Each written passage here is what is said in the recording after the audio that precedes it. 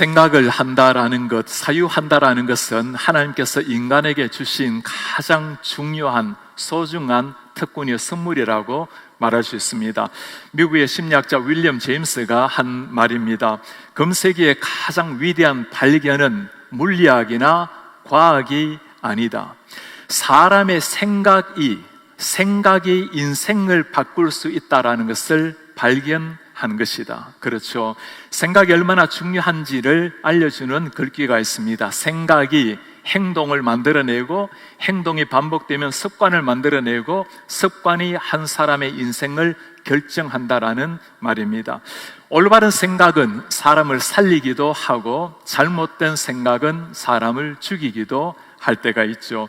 러시아 철도국의 한 직원의 스토리입니다. 이 친구가 고장난 냉동고 안에 들어가게 되었습니다. 안에서는 문을 열 수가 없으니까 점점 냉동고 안에서 몸이 차가워진다고 느끼기 시작을 합니다. 그리고는 벽에다가 글귀를 적기 시작을 합니다. 몸이 점점 차가워지고 있다. 몸이 얼어붙는 것 같고 견딜 수가 없고 정신을 차릴 수가 없고 내가 이렇게 죽는구나. 7시간 이후에 이 친구가 발견이 되었는데 얼어 죽은 상태로 발견이 되었습니다. 그러나 그 냉동고는 고장난 냉동고, 추위를 얼마든지 이길 수 있는 13도의 온도였습니다. 미국에서도 똑같은 사건이 발생이 되었습니다. 수산물 시장에 일을 하는 한 인부가 좀 서늘한 냉동고 안에 들어가서 잠이 들었습니다. 그렇게 지내다가 나중에 얼어붙어 죽은 것으로 발견이 되었어요. 사실 그것은 역시 고장난 냉동고였는데 어떻게 사람이 이렇게 될 수가 있는가? FBI까지 들어가서 조사를 하기 시작했습니다. 결국에 마지막 리포트는 이 사람은 얼어서 죽은 것이 아니라 생각이 마비되어서 그의 사고가 그를 죽인 것이 진짜 이유가 되었습니다. 그렇습니다. 우리가 사람이 생각을 하지만 잘못된 생각을 하게 되면 사람이 그 생각에 집착하게 되고 지배를 당하게 되고 생각이 사람을 죽이게도 할 수가 있는 겁니다. 신방을 하다 보면 여러 어려운 처한 사람들을 만나게 됩니다. 그러면 꼭 부탁을 드리는 게 있어요. 묵상을 하되 문제를 묵상하지 말고 하나님을 묵상하십시오. 때로는 참 어려운 병마를 지고 고생하는 분들이 많이 계시죠. 그분들에게 꼭 드리는 부탁이 있어요. 절대로 병마를 가지고 매일 묵상하지 마시고 우리의 몸을 창조하신 하나님을 바라보시기를 바랍니다. 병을 묵상하지 말고 문제를 묵상하지 말고 하나님을 바라보라. 하나님을 바라볼 때 새로운 소망이 일어날 줄 믿습니다. 하나님을 바라본다라는 것, 오늘 본문에는 참 하나님을 바라보기 어려운, 소망을 가지 어려운 한 선지자가 나옵니다. 예레미야, 눈물의 선지자고 우리가 부르는 사람이죠. 이스라엘이 바빌론의 나라가 멸망을 당하게 됩니다. BC 586년 그 멸망당하는 나라를 바라보면서 고통스럽게 써내려간 글이 예레미야 애가입니다. 지금부터 2600년 전의 스토리입니다. 하나님께서 선택한 이스라엘 나라가 하나님의 대적되는 바빌론에 멸망당하는 일, 더구나 지금 이 멸망은 누가 하고 있는 거죠? 하나님께서 허락하셔서 하나님이 오히려 매를 되어서 일어난 일이었습니다. 어떻게? 하나님이 세운 민족, 하나님이 사랑하는 민족이 저 하나님을 모르는 사람들에게 이렇게 멸망을 당할 수가 있단 말인가? 그 고통스러운 상황 속에 오늘 예레미야가 뱉어내는 첫 고백입니다. 내 고초와 재난 곧 쑥과 담즙을 기억하소서. 내 고초, 재난, 쑥과 같은 담즙과 같은 아픔을 기억해 주십시오. 기억하소서란 말의 본래 의미를 보면 NIV 성경을 보면 I remember 이라고 나와 있습니다. 내가 이것들을, 고난들을 기억을 합니다. 지금 예레미야의 머릿속을 가득히 채우고 있는 것은 지나갔던 역사, 무너졌던 역사, 그 고난의 역사였습니다. 예레미야 애가는 1장에서 5장까지 기록이 되어 있어요. 1장, 2장, 4장을 보면 첫 시작의 히브리어 단어가 예카라는 단어입니다. 우리말로는 슬프다라고 번역을 해놓았는데 참 절박한 아픔, 비극적 상황을 설명할 때 사용하는 단어가 예카라는 단어입니다. 3장, 5장도 마찬가지예요. 3장의 시작은 고난당하는 자가 저입니다. 5장에는 우리가 받은 치욕으로 말씀을 시작을 합니다. 예레미야가 받았던 고난이 얼마나 컸기에, 그가 당했던 치욕스러운 일이 얼마나 컸기에 이렇게 매 말씀 시작 때마다 이렇게 하고 있을까요? 오늘 3장 우리가 읽었던 말씀에 보면 하나님께서 하신 일을, 그 고난의 일을 하나씩 열거를 하고 있어요. 1절에 보면 분노의 매로 고난을 주시는 하나님. 분노의 매라는 것이 무슨 말일까요? 바벨론이 유다를 침공해서 무너뜨린, 그러나 하나님께서 바벨론을 통해서 하나님이 친히 당신의 나라를 무너뜨린 것을 말합니다. 분노의 매로 고난 주시는 하나님. 2절에는 어둠의 가둠부터 하나님이요, 4절에는 나의 살과 가죽을 쇠하게 하시고 나의 뼈를 꺾으시는 하나님, 7절에 나를 나가지도 못하고 사슬로 묶으시는 하나님, 8절에 내가 기도해도 듣지 않으시는 하나님, 24절에 내가 모든 백성의 조롱거리가 되게 하신 하나님, 18절에는 내 소망이 다 끊어지게 하신 하나님. 예레미야의 고민은 이것입니다. 하나님이 우리를 정말 사랑하시는데 하나님의 나라를 이렇게 고난으로 몰고 갈 수가 있습니까, 주님? 하나님이 이 일을 행하셨다라는 게 믿겨지지가 않습니다. 우리 가운데서도 이런 분들 참 많이 계시죠. 신실하게 주님 앞에 살아가지만 참 이유를 알 수 없는 많은 고난의 물길이 우리에게 다가올 때 주님 정말 꼭 이러셔야만 됩니까? 지난주에 요나스를 가지고 벼랑 끝에서 만난 하나님이란 제목으로 설교를 했습니다. 얼마나 많은 성도님이 답변을 보내왔는지, 목사님 정말 제가 벼랑 끝에서 느낌입니다. 아니 벼랑 끝에서 떨어진 자리인데 내가 이곳에서 하나님을 바라봅니다. 많은 성도가 이 아픔을 겪으면서 그래도 낙심하지 않고 소망 되신 주님을 바라보고 있는 사람들. 예레미야의 상황이 이런 상황이에요. 탈출구가 보이지 않는, 하나님이 일을 행하셨으니 하나님이 닫은 문을 세상에 누가 열 수가 있겠습니까?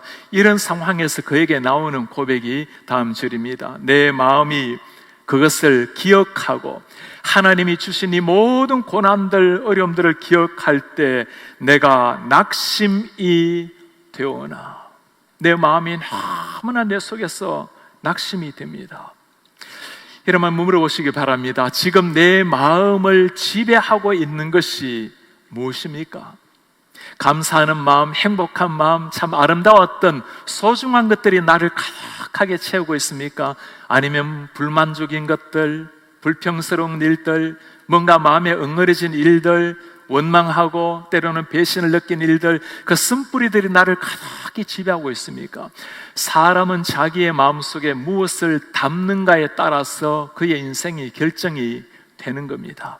아무리 하나님 우리 속에 주인이라고 외쳐도 내 마음속에 그런 엉거리진 것들을 가지고 있으면 그것이 말을 통해서 나오게 되고 행동을 통해서 나오게 되고 그게 나의 인생이 되는 겁니다.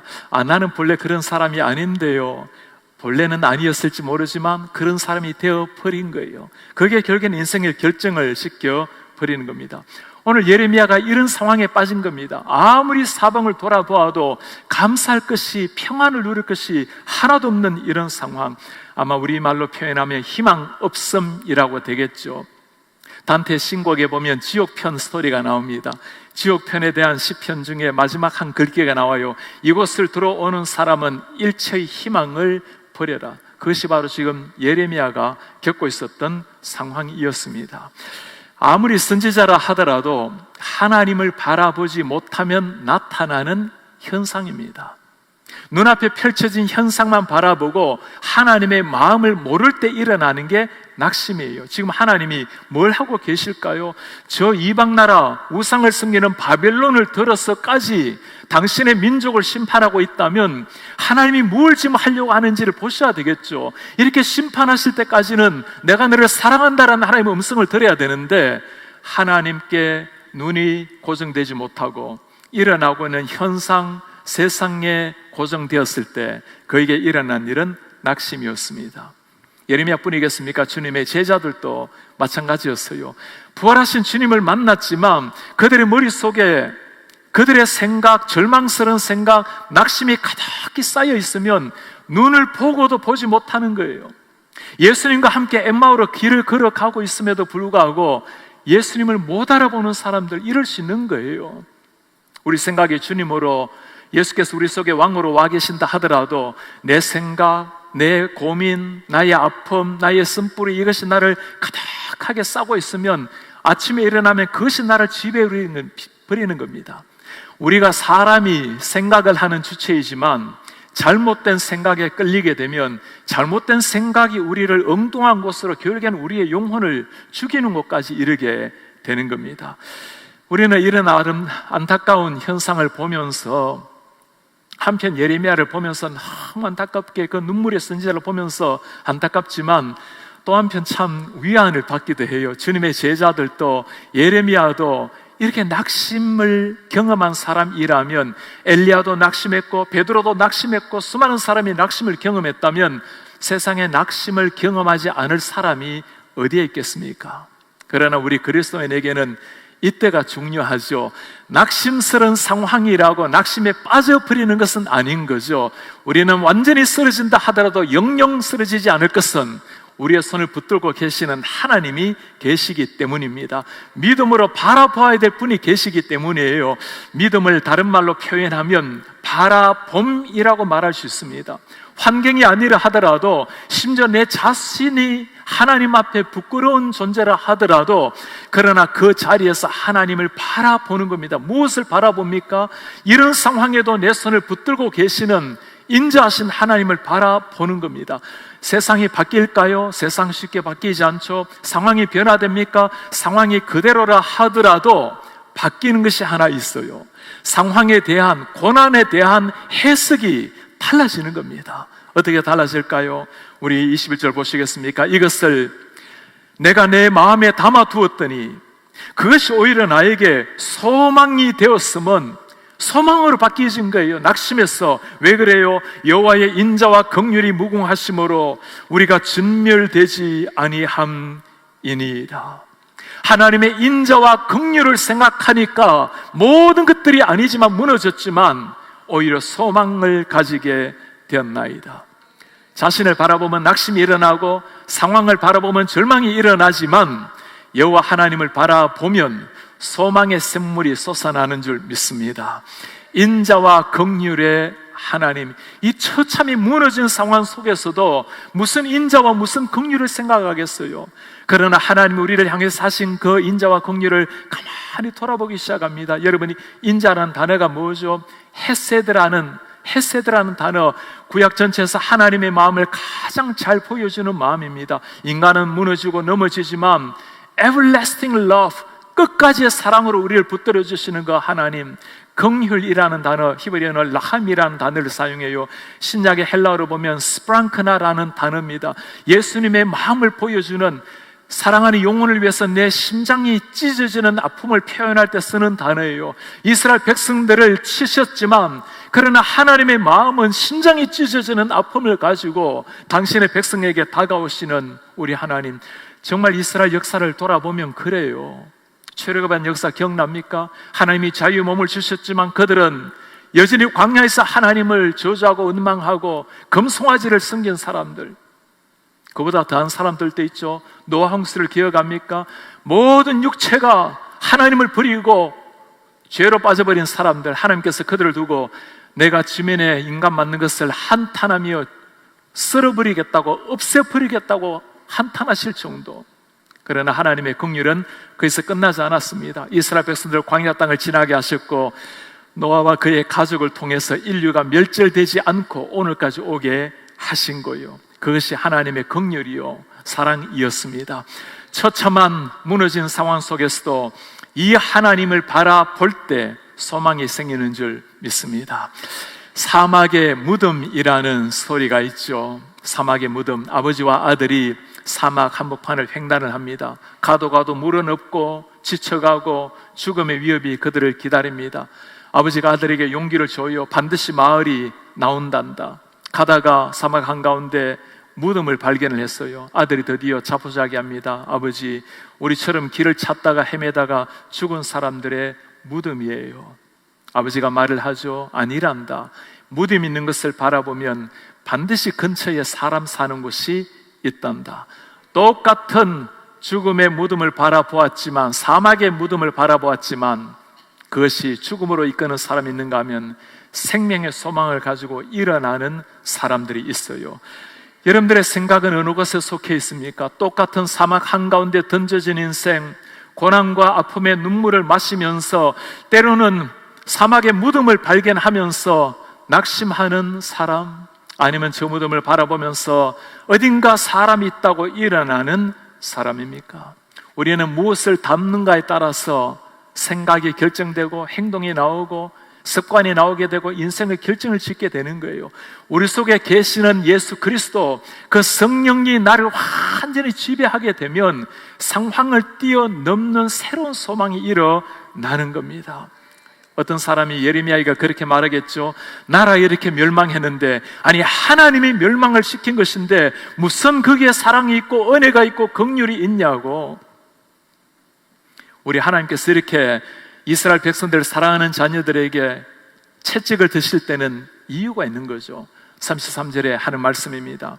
주께서 인생으로 고생하게 하시며 근심하게 하심은, 고생도 근심도 하나님이 주신 거라고 말씀하고 있어요. 그것이 하나님의 본심이 아니로소이다. 하나님의 본심이 아닙니다.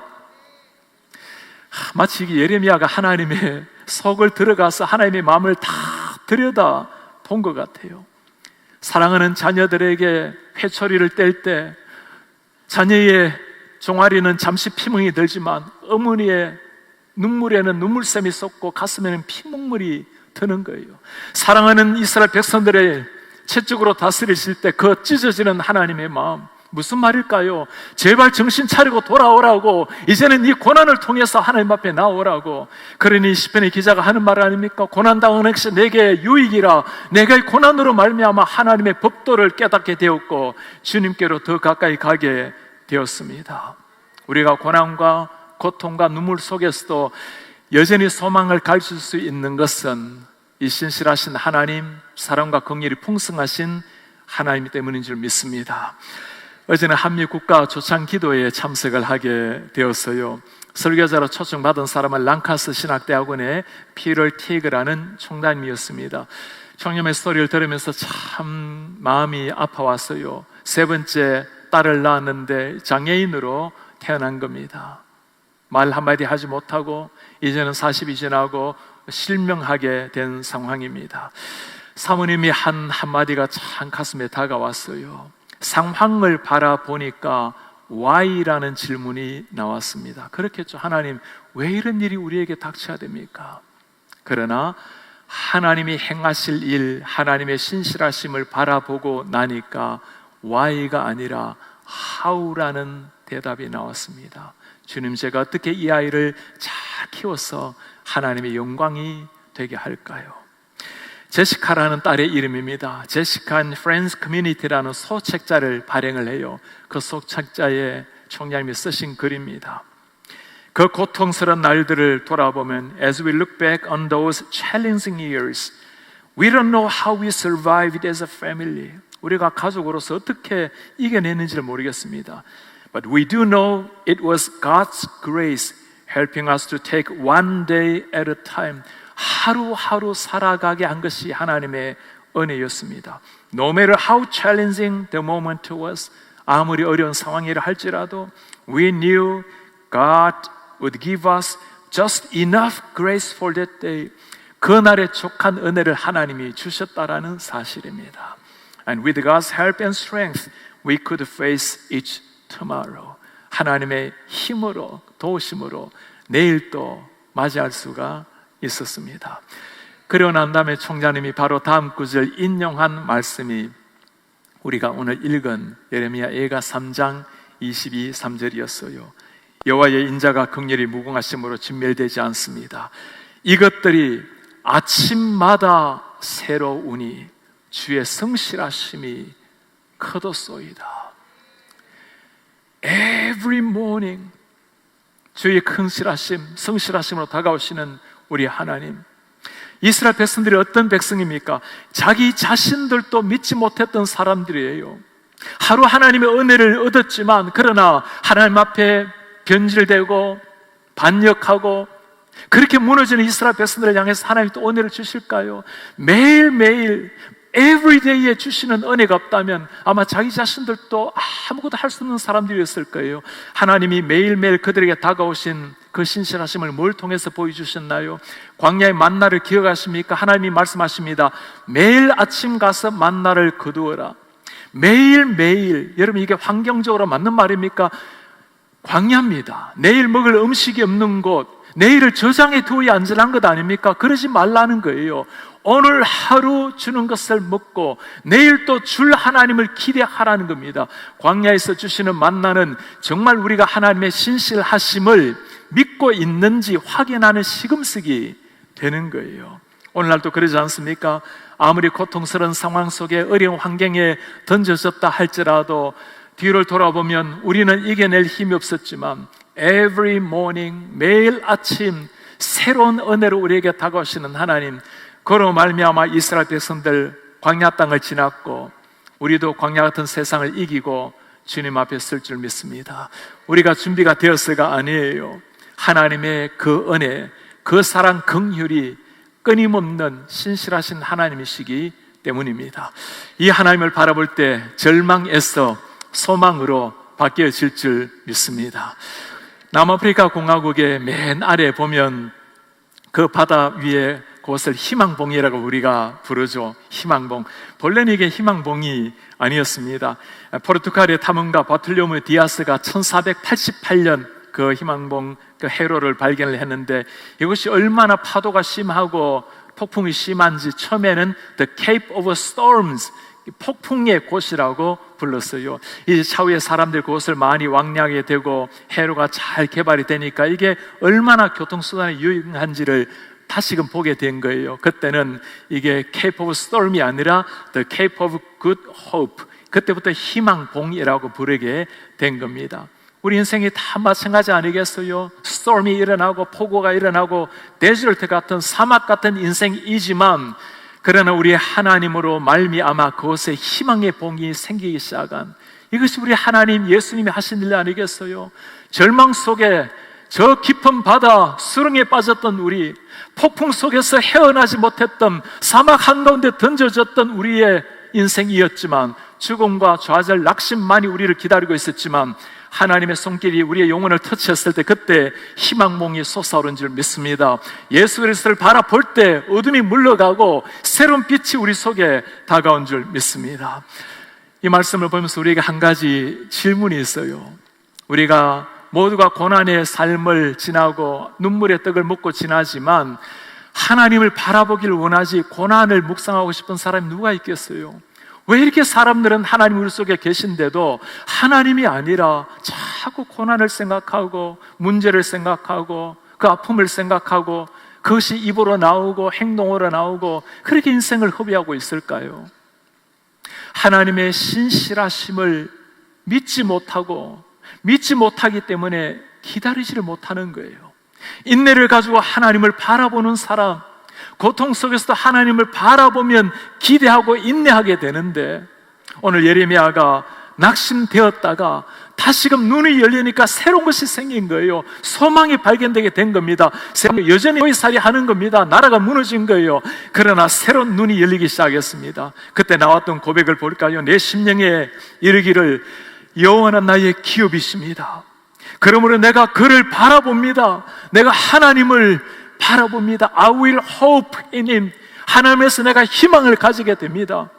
기다리는 자들에게나 구하는 영혼들에게 여호와는 선하십니다. 하나님을 기다리는 사람, 하나님을 찾는 사람, 사람이 여호와의 구원을 바라고 잠잠히 기다림이 좋도다.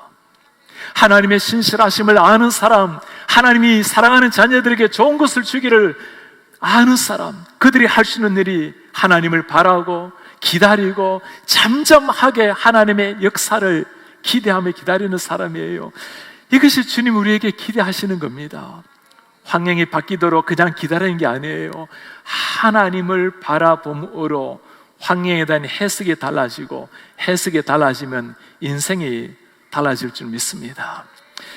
오늘 우리는 무너진 예루살렘을 바라보면서 참 고통스럽게 탄식하는 예레미야의 눈물을 보았습니다.